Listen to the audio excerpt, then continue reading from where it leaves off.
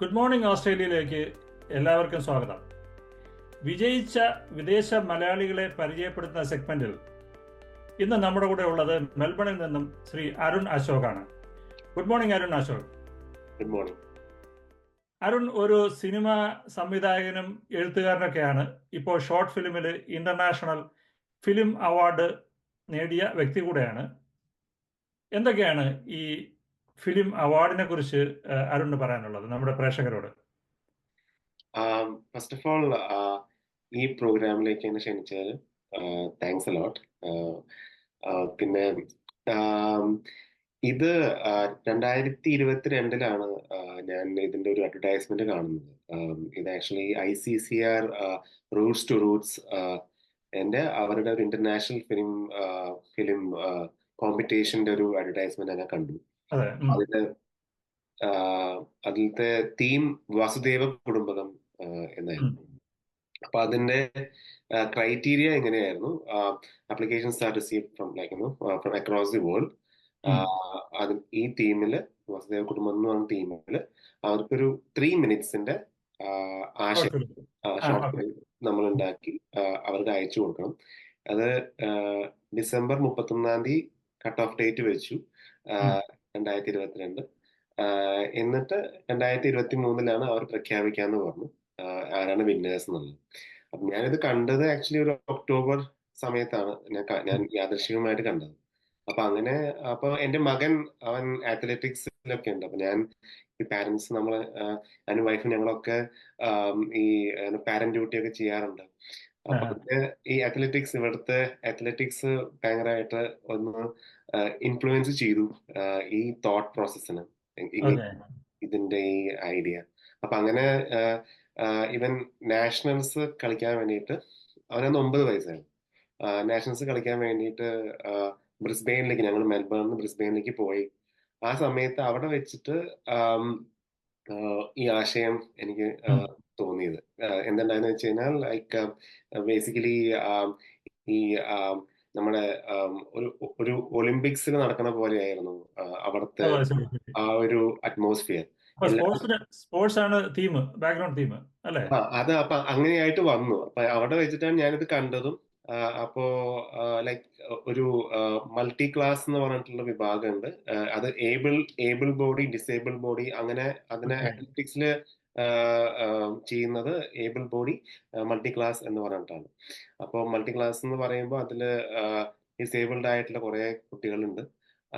പിന്നെ അപ്പൊ ബേസിക്കലി അവിടെ വെച്ചിട്ട് എന്താണ്ടായെന്ന് വെച്ച് കഴിഞ്ഞാൽ, ലൈക്ക് എല്ലാ സ്റ്റേറ്റിൽ നിന്നും 100 കുട്ടികൾ വെച്ചിട്ട് വന്നു. അതില് ഈ മൾട്ടി ക്ലാസ് വിഭാഗത്തിലുള്ള എല്ലാ കുട്ടികളും റെക്കോർഡ് ബ്രേക്ക് ചെയ്തു.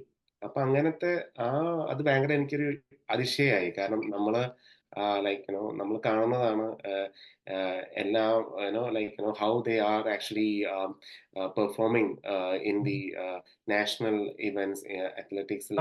അപ്പം നമ്മള് സിനിമയിൽ അതിന്റെ ഷോർട്ട് മൂവിയിലേക്ക് വരികയാണെങ്കിൽ, ഈ കഥ എന്ന് പറഞ്ഞാൽ ഈ പറഞ്ഞ ചലഞ്ചഡ് ആയിട്ടുള്ള കുട്ടികളെ മോട്ടിവേറ്റ് ചെയ്യുന്നതാണോ കഥ?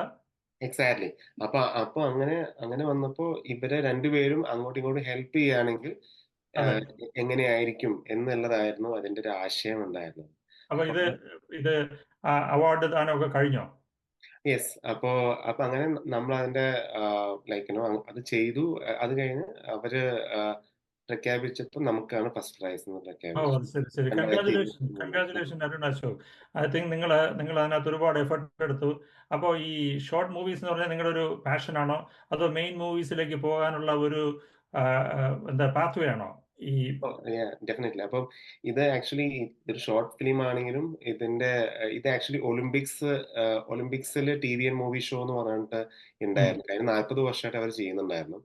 അപ്പം അവര് ഇറ്റലിയിൽ നിന്ന് എന്നെ ഇൻവൈറ്റ് ചെയ്തിട്ടുണ്ടായിരുന്നു 2000. എന്നിട്ട് ഞാൻ അവിടെ പോയി അത് അറ്റൻഡ് ചെയ്തു. അതൊരു വലിയ ഇവന്റ് ആയിരുന്നു. 140 കൺട്രീസിൽ നിന്ന് അവരുടെ എൻട്രീസ് ഉണ്ടായിരുന്നു.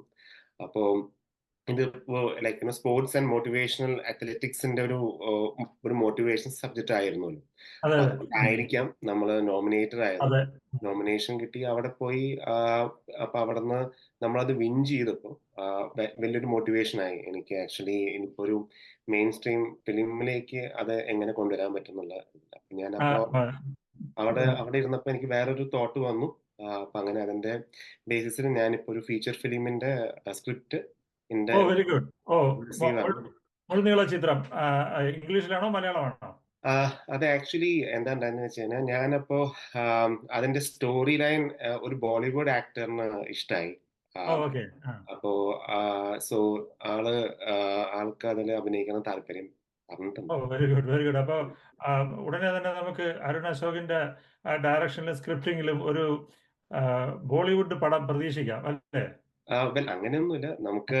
അത് ഞാനൊരു ബേസിക്കലി ഈ athletics sports kids okay. Related ആയിട്ടുള്ള മോട്ടിവേഷൻ സബ്ജക്റ്റ് ആയിട്ടുള്ള ഒരു ഒരു പ്രത്യേകിച്ച് എസ്പെഷ്യലി ഇന്റർനാഷണൽ ലെവലിൽ അത് കാണാൻ ആഗ്രഹിക്കുന്ന ആൾക്കാരുണ്ടെന്ന് എനിക്ക് മനസ്സിലായി. ഈ ആ തീം പറയുമ്പോൾ നമ്മുടെ മനസ്സിൽ ഓടി വരുന്നത് ഡങ്കൽ എന്ന് പറയുന്ന സിനിമയാണ്, നമ്മുടെ പഞ്ചാബിൽ വെച്ചെടുത്ത ഡങ്കൽ സിനിമ. എനിവേ, ഈ അരുണിന്റെ ഈ ഓസ്ട്രേലിയൻ ലൈഫിനെ കുറിച്ച് പറയുമ്പോൾ ഓസ്ട്രേലിയ ഇത്തരം ആക്ടിവിറ്റീസും ഇത്തരം കലാകാരന്മാരൊക്കെ പ്രൊമോട്ട് ചെയ്യുന്ന ഒരു ഇക്കോസിസ്റ്റം ആണോ? എന്താണ് അരുണ് തോന്നുന്നത്?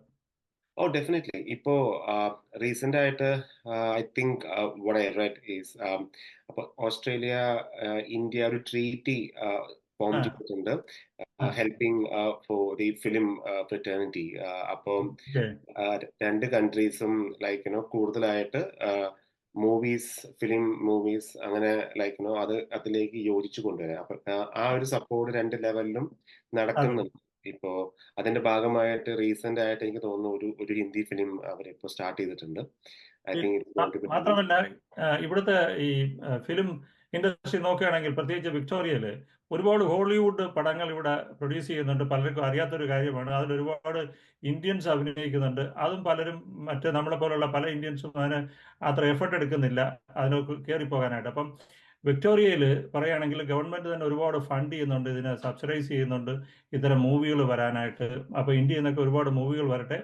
അരുൺ അശോകിനെ പോലെയുള്ള കലാകാരന്മാർ, പ്രത്യേകിച്ചും ഡയറക്ഷനും സ്ക്രിപ്റ്റിങ്ങും ഒക്കെ ചെയ്യുന്ന കലാകാരന്മാർക്ക് കൂടുതൽ അവസരങ്ങൾ ഉണ്ടാകട്ടെ, പ്രത്യേകിച്ചും അരുണ് കൂടുതൽ അവസരങ്ങൾ ഉണ്ടാകട്ടെ എന്ന് ആശംസിച്ചുകൊണ്ട് എല്ലാവിധ വിജയങ്ങളും ആശംസിച്ചുകൊണ്ട് ഇന്നത്തെ പരിപാടി ഇവിടെ അവസാനിപ്പിക്കുന്നു.